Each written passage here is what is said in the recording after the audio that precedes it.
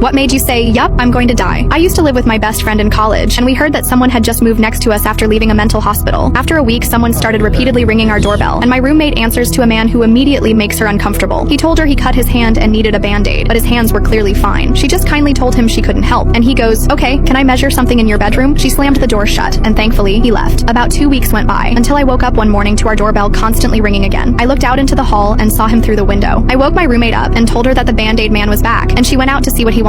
She slightly opened our door, and when she did, he instantly tried to push it open further. He asked if he could use our bathroom, and she shut and locked the door before calling the police. They took forever to get there, and by the time they did, he was gone. They couldn't do anything, and told us to call them again if anything happens. 2 days later, something did happen. I woke up to the sound of something thumping, and thought someone was shaking off a carpet or something. When I got out of bed to see what it was, I realized it was something much, much worse. I could see him through our front window, and saw he was throwing all his weight against our front door. I ran to tell my roommate to call the police, but as she did, the sound stopped. I didn't believe he had just left out of nowhere, so I started looking around our house. When I opened one window, he was hiding right in front of it. He turned and saw me and immediately went back to trying to break our door down. I could now see him and saw he was holding something. When I looked closer, I realized it was an axe. I was praying the door would hold up, but then heard the police yell at him to stop. They put him in the back of their car and told us he had apparently slashed all of our tires so we couldn't leave, and waited outside our house since 3 a.m. We moved out shortly after that.